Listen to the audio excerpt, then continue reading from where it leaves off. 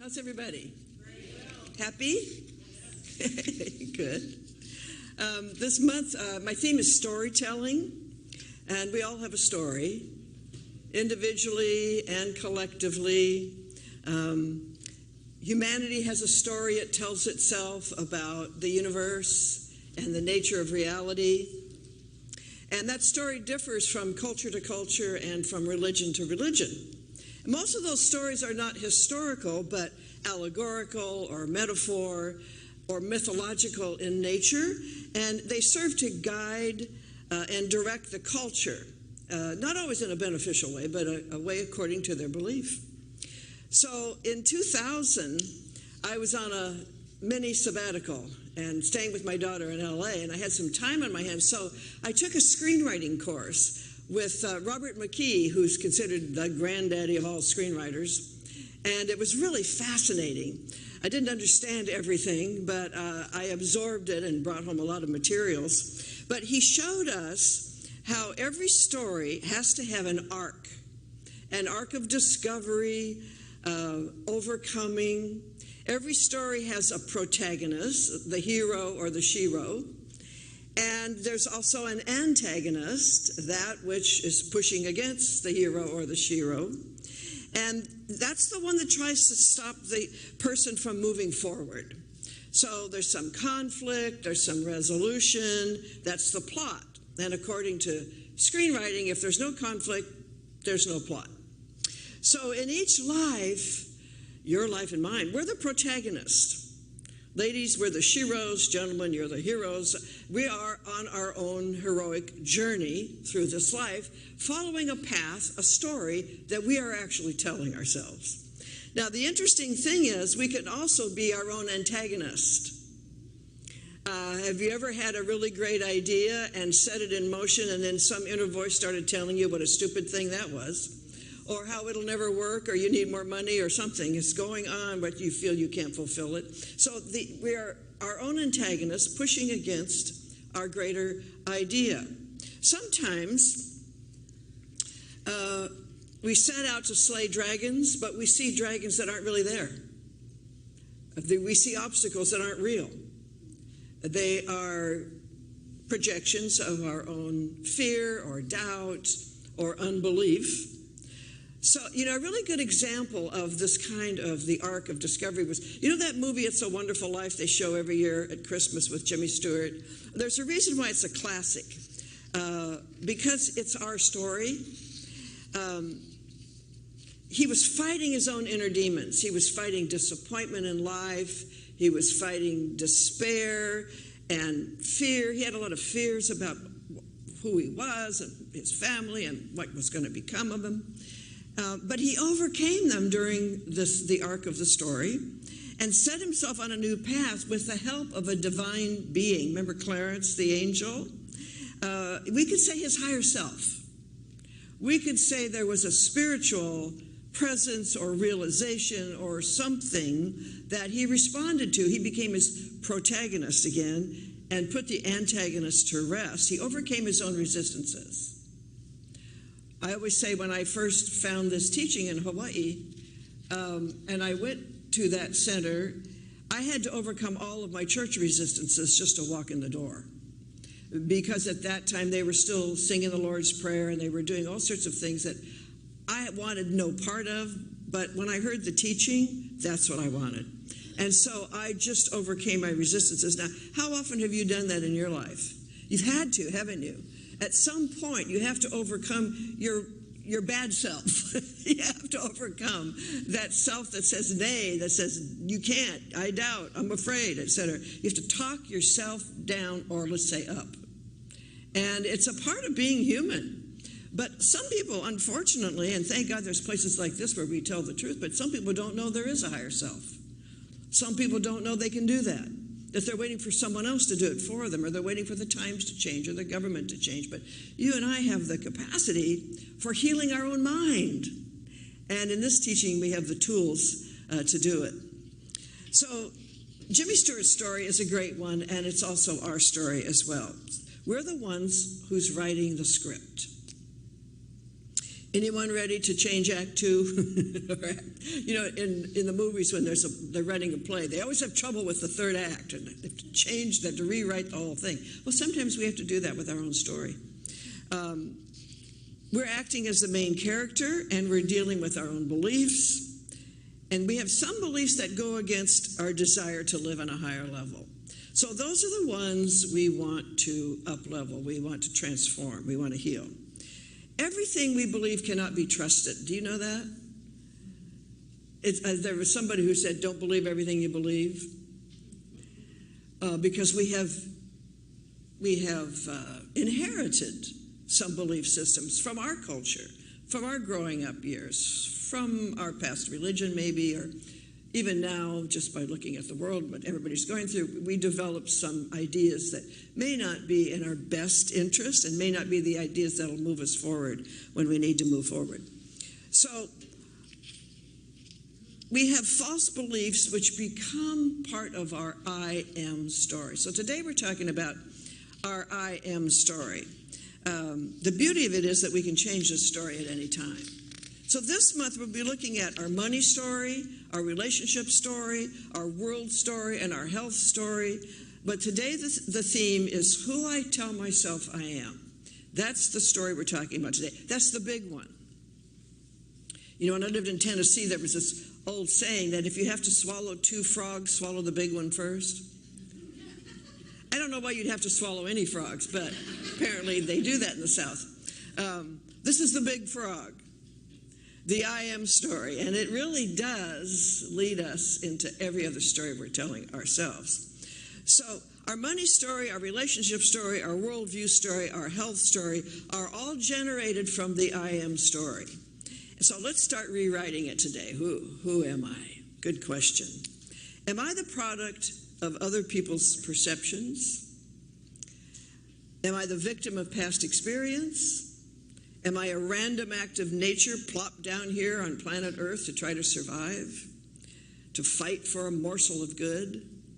Am I damaged, diminished by my childhood or former addictions or a bad relationship? Is my I am story a part of They Done Me Wrong song? Does my I am story sound like a country western ballad? My favorite country western song, and it's a real song, is Let's Get Together Before We Fall Apart. That's just genius. Isn't that genius? Let's get together before we fall apart. Okay, but how about this? Say this out loud. I am the incarnation of the living Spirit. Individualized just for the joy of being. And to express unique aspects of the one. Don't we say that every week? Every week. Gosh, I wish the whole world knew this. I wish I knew it more deeply myself. We are the incarnation of what the world calls God. We watched a wonderful video the other night, Barbara Marx Hubbard, the futurist who passed away recently. She's a friend of mine.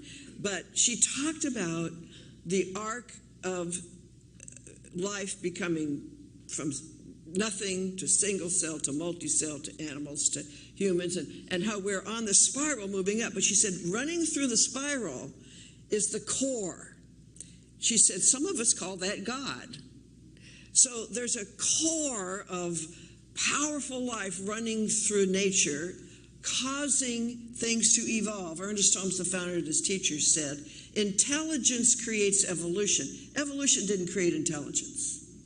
That's a huge story shift, isn't it? It's a huge plot twist. That, you know, sometimes when things are going badly in my life or I don't like them, I just shout, plot twist, let's change this.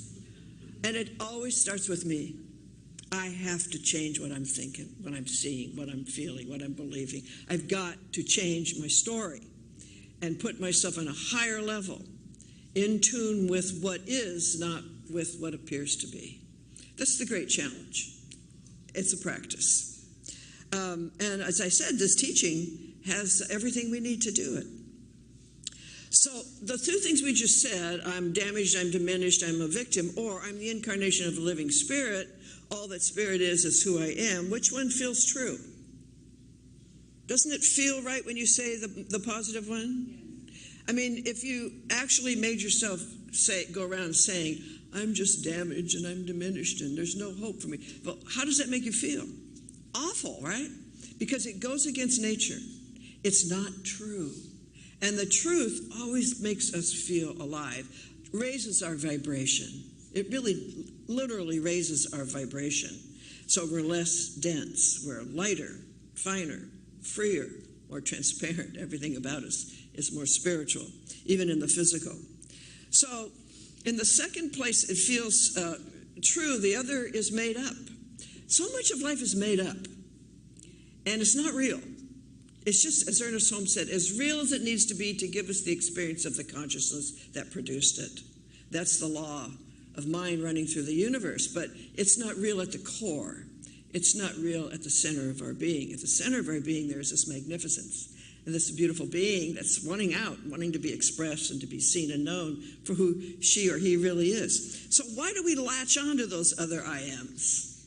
Why do we tell a lesser story about ourselves than we really deserve? Well, a lot of times it happens when we don't stick to a spiritual practice, when we don't take measures to counteract what the world story is. You see the world story on the news right now. That's the world story of. You don't see the wonderful things that are actually happening. A little bit here and there, they're starting to tell more good news. I mean, there is some good news out there. And there are a lot of people doing wonderful, innovative things that are better for the environment, better for the future of children, everything. There are wonderful things going on. So you have to counteract what looks like one problem after another by seeing through it and knowing there's always a higher possibility, and that your story is part of the higher possibility. That each one of us is on the arc of pulling the whole thing up and forward, and by our own spiritual practice. When you sit at home and meditate, you're actually helping your neighborhood.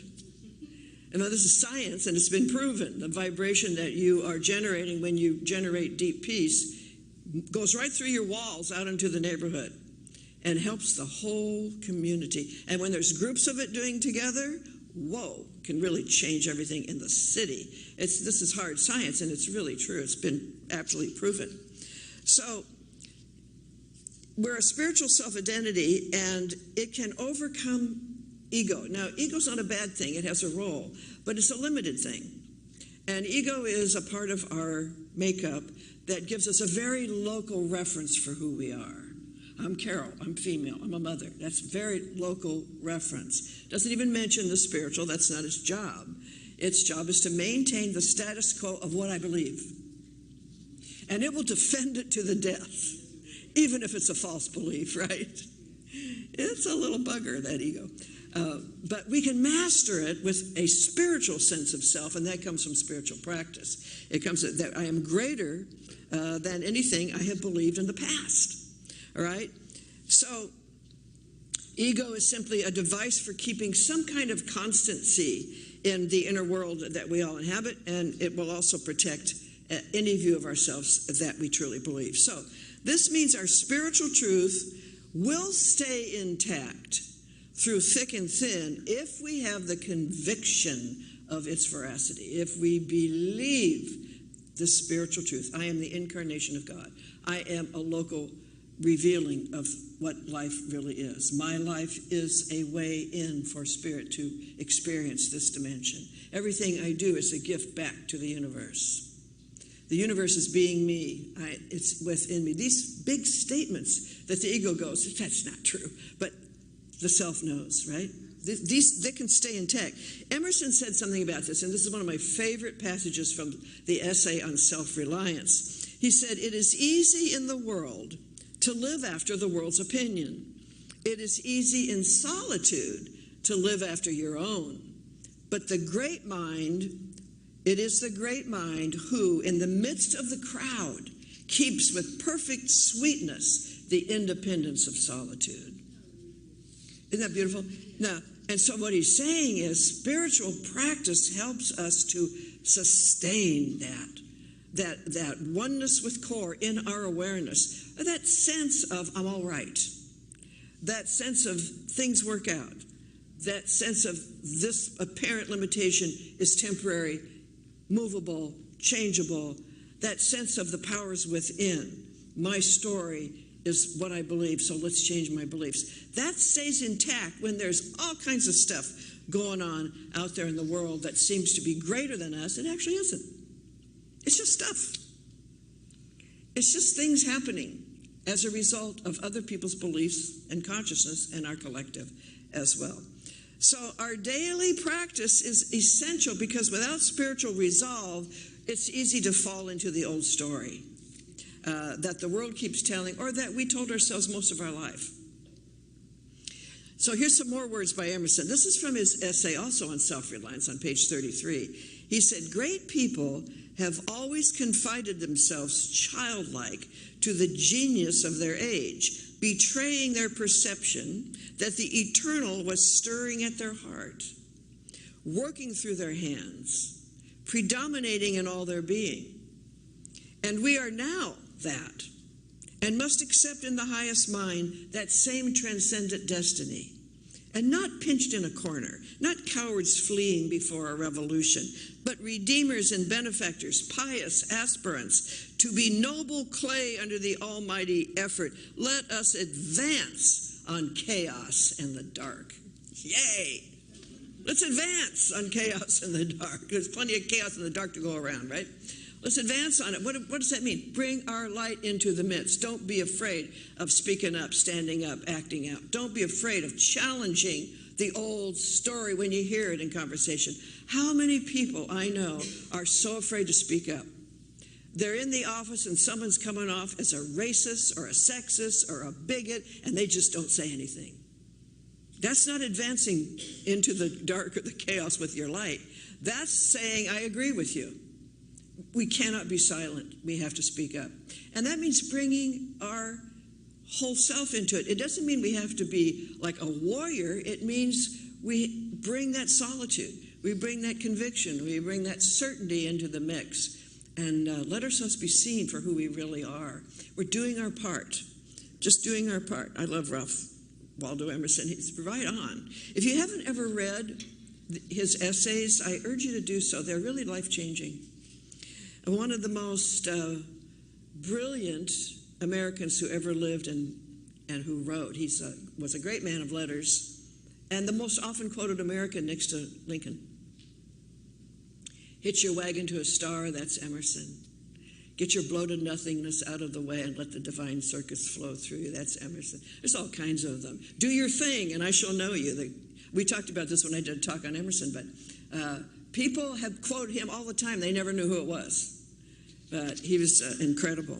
So each of us is living out a story.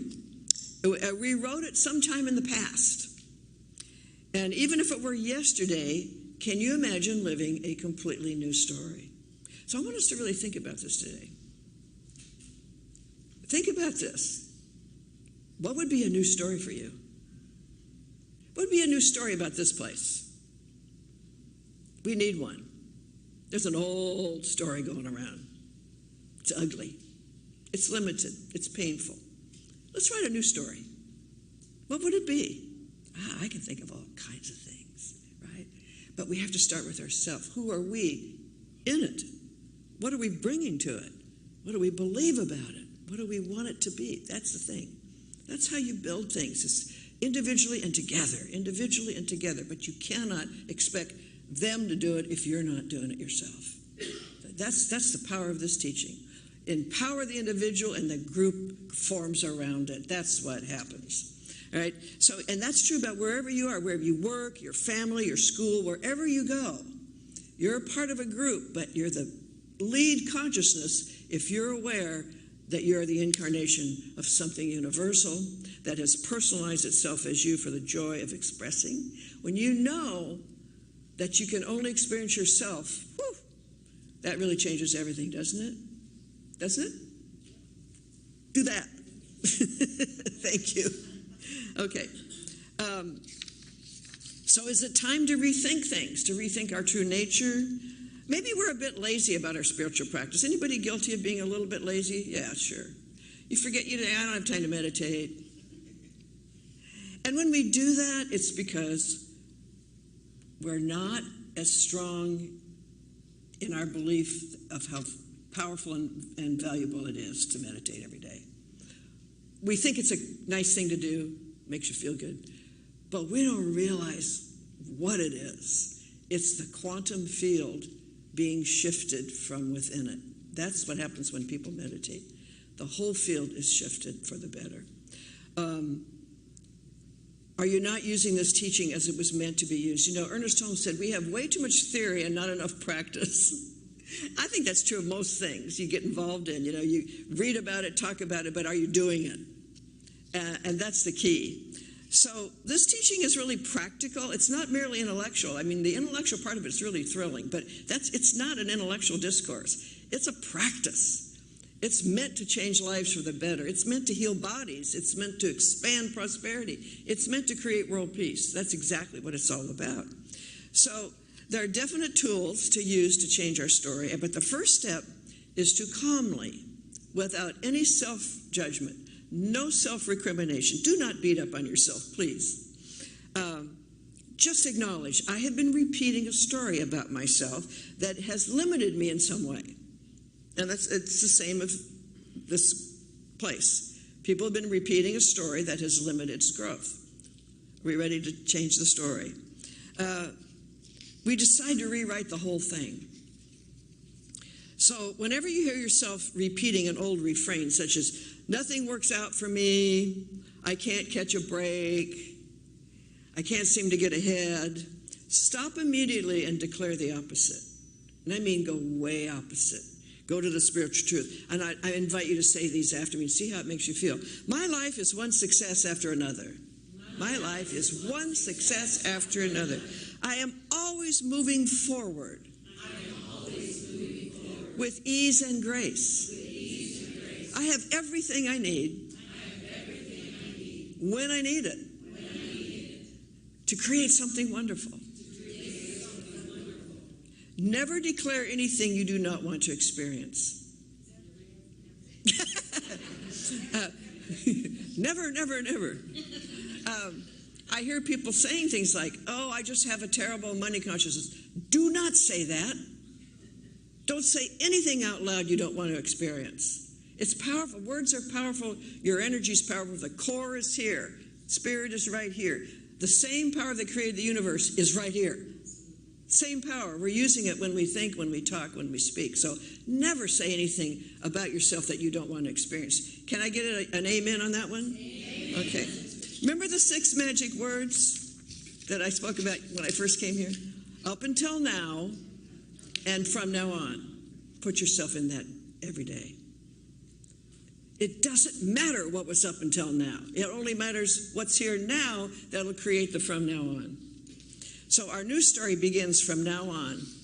From now on. Now you have to fill in the blank. You ready to fill in the blanks? Yes? Yes. I hope that each one of us will go home today, find some time to sit with ourselves. Even if you write it, say, what is the part of my story I want to change? And next week, I think it's money, I'm not sure, but we're going to do an interactive one where we talk about our silly beliefs we have about things, about money. And there's a lot of silly beliefs about money. So come prepared for that. But in the meantime, do some homework. Work at home. Take your spiritual practice seriously. The world needs you. The world needs clear thinkers. The world needs people that bring solitude into the mix to advance on the chaos and the dark. So we have the tools to do it. I invite you to use them. All right, let's begin with a little, let's close with a little spiritual mind treatment. How about a big spiritual mind treatment? As we move together again and we consolidate or deepen or own or confirm, affirm that which has resonated with us this morning. We know that there's one life. That life is God. It is the core that runs through all of life. It is universal in its nature and personalized in its expression. One power, not two, one power, everywhere present, all the time, all of it, all at once, right here, right now, never withholding, never withdrawing, always forthcoming, always pouring out a blessing, always attempting to enrich, to enliven, to bring forth more good, more joy, more prosperity, more peace, more love, more vitality. That's all Spirit is doing, is attempting to be seen and known in this experience called you, called me. So today we write a new story. We give ourselves time to really think, if my life were a screenplay about to be made into a movie, what would be the plot? And I'm talking about the new life, not the past. If my life were to be a Broadway play, what would be the next act?